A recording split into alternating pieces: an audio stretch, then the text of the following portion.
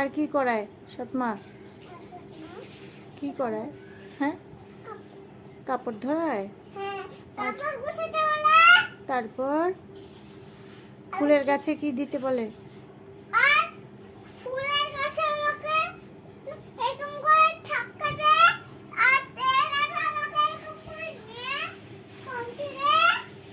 খামচিও দেয়। তারপর কি করে?